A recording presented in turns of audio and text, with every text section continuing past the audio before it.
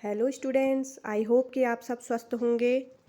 बच्चों, आज मैं कक्षा 7 की पुस्तक हमारी विरासत एवं विभूतियाँ इसका पाठ 17 लोक के चितेरे मौला राम लेकर आई हूँ।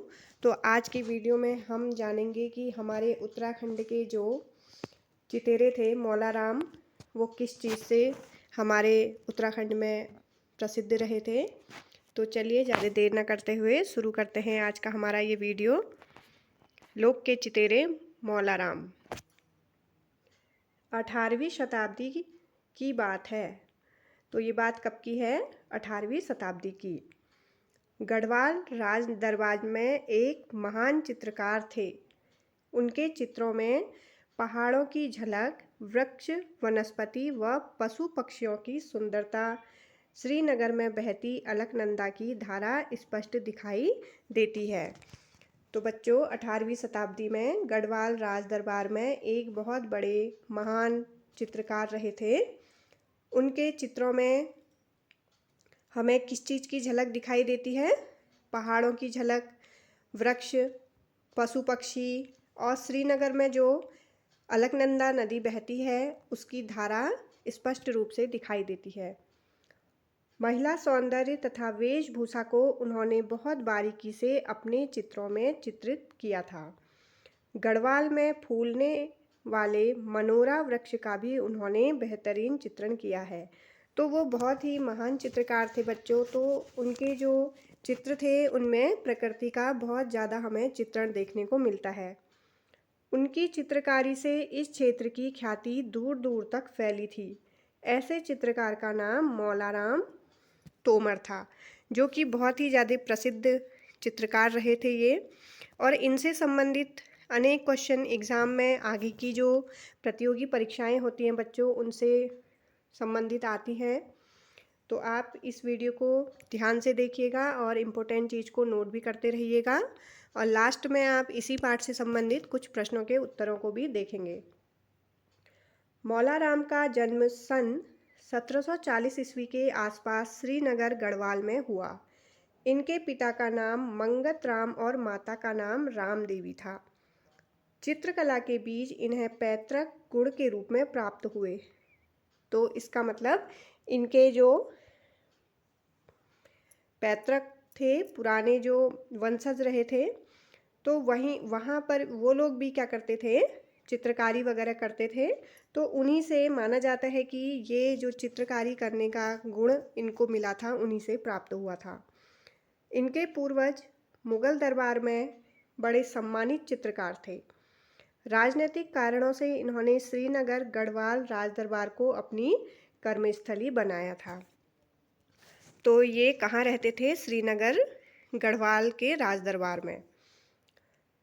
मौला राम शुरू में लगभग 30 वर्ष की आयु तक मुगल शैली में चित्र बनाते रहे। बाद में पहाड़ी शैली को इन्होंने अपनाया था, उसमें महारत हासिल की। इसी शैली को उन्होंने गढ़वाल शैली के रूप में एक अलग पहचान दिलवाई। मौला राम ही गढ़वाली शैली के सर्वश्रेष्ठ एवं प्रमुख चित्रकार हुए। इनके तथा गढ़वाल शैली के अन्य चित्रकारों के चित्रों में एक खास बात यह थी कि उच्च वंश की महिलाओं और भद्र पुरुषों के माथे पर इन्होंने आड़ा अर्धचंद्राकार चंदन टीका अंकित किया। तो आप इसके जो ये इन्होंने अपनी जो भी ये चित्रकारी करते थे, उन चित्रों में ये क्या करते थे? आड़ा मतलब थोड़ा सा तिरछा अर्धचंद्राकार चंदन टीका ये उसमें अंकित करते थे। इससे आप उनकी जो भी चित्रकारी थी उसे पहचान सकते हैं कि ये मौला राम तोमर जी ने बनाई है। इससे इनके चित्रों में बनाने वाले का नाम न होने पर भी इन्हें पहचाना जा सकता है। तो ये इनके चित्रकारी जो भी चित्र बनाते थे, ये इसकी पहचान थी कि ये अर्धचंद्राकार उसमें अंकित करते थे टीका। इन्होंने गढ़वाल शैली में विभिन्न विषयों पर चित्र बनाए। इनमें नायिका भेद, 12 मासा, नल दमयंती, रुक्मणी, मंगल रामायण, महाभारत, दशावतार, अष्टदुर्गा, नवदुर्गा, षड ऋतु, दाम्पत्य जीवन, राज परिवार आदि विशेष रूप से उल्लेखनीय हैं। मौला राम एक अच्छे संग्रहकर्ता भी थे। इन्होंने श्रीनगर में चित्रशाला को स्थापित किया। तो एक प्रश्न ये भी बनता है कि श्रीनगर में चित्रशाला किसने स्थापित की थी? तो किसने की थी? मौलाराम तोमर ने, जहाँ दूर दूर से कलाकार सीखने के लिए आते थे। महाराजा सुदर्शन शाह के चाचा कुंवर प्रीतम शाह इनके शिष्य थे। वे चित्रकला सीखने के लिए टिहरी में 30 मील चलकर श्रीनगर आते थे। तो देखिए कितने बड़े बड़े लोग भी इनके शिष्य रहे थे चित्रकला सीखने के लिए। मौलाराम किसी सेठ या राजा को लुभाकर रुपये कमाने के लिए चित्र नहीं बनाते थे। वह निर्भीकता के साथ आत्मसंतुष्टि के लिए कला साधना करते थे। वह प्रायः प्रत्येक चित्र पर अपना नाम व तिथि अंकित करते थे। सुंदर कविताएं लिखकर उन्हें चमका देते थे। तो वो कविताएं वगैरह भी लिखते थे, उनमें अपने अपने जो चित्र वो बनाते थे। मोर प्रिया में अपने प्रिय मोर के साथ खेलती एक नव यौवना को भी उन्होंने चित्रित किया है, और उसमें क्या किया उन्होंने? एक कविता भी लिखी है। तो देखिए बच्चों, कभी कभी कोई कार्य हम अपने शौक़ को पूरा करने के लिए करते हैं, ना कि हमारे मन में ये इच्छा रहती है कि इससे हमें धन की प्राप्ति होगी, बल्कि हम अपनी आत्मसंतुष्टि के लिए उस कार्य को करते हैं, जिससे हमें अच्छा लगे जिस काम को करने में, तो हम ऐसे काम करते हैं। तो इन्होंने इसमें एक कविता क्या लिखी है? कहाँ हजार कहाँ लाख है, अरब खरब धन ग्राम, समझे मौला राम तो सरब सुदेह इनाम। तो इसका अर्थ देखिए बच्चों, कवि क्या कहते हैं कि हजार लाख अरब खरब जैसे धन का कोई वास्तविक मूल्य नहीं है। यदि मौला राम अर्थात मनुष्य इस बात को समझ ले तो उसे सबसे बड़ा इनाम मिलता है। क्या मिलता है? जो कि धन नहीं होता है, बल्कि क्या होता है? एक सच्चा ज्ञान हमें मिलता है उस काम को करके, और आत्मिक समझ, ये चीज़ें हमें प्राप्त होती हैं। तो देखिए कभी कभी मनुष्य ऐसे काम भी करता है जिसमें उसका लालच नहीं छुपा होता है, बल्कि उसको आत्मसंतुष्टि के लिए वो कार्य करना अच्छा लगता है। मौलाराम ने जीवन में कई शासकों का शासनकाल देखा। गढ़वाल नरेशों की छत्रछाया देखी, गोरखा सरदारों का साथ और अंग्रेजों का काल भी देखा। गढ़वाल नरेशों ने इन्हें खूब प्रोत्साहित किया, एक निश्चित धनराशि दी, गांवों की मालगुजारी इनके नाम बांधी। वह राज दरबार के एक विश्वास पात्र अधिकारी भी थे। गढ़वाल राज्य के अतिरिक्त कांतीपुर यानी कि नेपाल में है ये, से लेकर कांगड़ा तक सब पर्वतीय राज्यों में इनकी प्रसिद्धि थी। मौलाराम कुछ समय कांगड़ा के राजा संसार चंद के दरबार में भी रहे। वहाँ इन्होंने कई चित्रकारों का मार्गदर्शन किया। कांगड़ा, सिरमौर, गुलेर और मंडी आदि पश्चिमी हिमालय के राज दरबारों में इनका बहुत अच्छा प्रभाव था। सब लोग इनका आदर सम्मान करते थे। इनके कार्य एवं व्यवहार पर मुकुंदी लाल एवं भक्त दर्शन ने यथेष्ट प्रकाश डाला। इन्हें प्रकाश में लाने का श्रेय भी बैरिस्टर मुकुंदी लाल को है। इनका यश भारतवर्ष की सीमाओं से बाहर यूरोप, अमेरिका आदि देशों तक पहुंच चुका है। मौलाराम रंगों के मिश्रण के जादूगर थे। वे कविता, इतिहास एवं राजनीति के अच्छे जानकार थे। उन्होंने गोरखा गवर्नर को अपनी छंदबद्ध रचना गढ़राज्य वंश काव्य सुनाई थी। तो देखिए इनकी जो छंदबद्ध रचना कौन सी है? गढ़राज्य वंश काव्य। तो ये है मौलाराम तोमर जी की। इन्होंने चित्रकारी, साहित्य और राजनीति जैसे विविध क्षेत्रों में अपनी प्रतिभा का प्रदर्शन किया। अपनी कर्मभूमि गढ़वाल का मान सम्मान बढ़ाया। महान चित्रकार अंत में भले ही दुनिया से प्रयाण कर गए, लेकिन अपने व प्रांत के नाम को सदा के लिए अमरत्व प्रदान कर गए। तो देखिए कितने महान चित्रकार थे ये, कि इनकी ख्याति हमारे भारतवर्ष में ही नहीं बल्कि भारत की सीमाओं से बाहर यूरोप और अमेरिका तक भी पहुंच चुकी है। और मौलाराम तोमर जी के जो चित्र हैं वो आज भी हमें हमारी प्रकृति से जोड़े हुए हैं। तो बच्चों अब हम इस पाठ से संबंधित कुछ महत्वपूर्ण प्रश्नों को भी देखते हैं। पहला प्रश्न, मौलाराम किस शताब्दी के महान चित्रकार थे? तो ये 18वीं शताब्दी के महान चित्रकार थे। दूसरा प्रश्न देखिए, मौलाराम किस राज दरबार से जुड़े थे? मौलाराम गढ़वाल राज दरबार से जुड़े हुए थे। तीसरा प्रश्न देखिए, मौलाराम के चित्रों में किन प्राकृतिक दृश्यों का चित्रण मिलता है? तो उनके चित्रों में पहाड़, वृक्ष, वनस्पति, पशु पक्षी और प्राकृतिक सौंदर्य के दृश्य मिलते हैं। तो ये मौलाराम तोमर जी भी हमारे क्या है, उत्तराखंड के एक विरासत है, विभूति है। इनके जो चित्र हैं वो हमारे उत्तराखंड के लिए महान विरासत के रूप में है और ये हमारे उत्तराखंड की एक महान विभूति है। तो हमें इनके बारे में जानकारी होनी चाहिए। चौथा प्रश्न देखिए, श्रीनगर में बहने वाली किस नदी का चित्रण मौलाराम ने किया?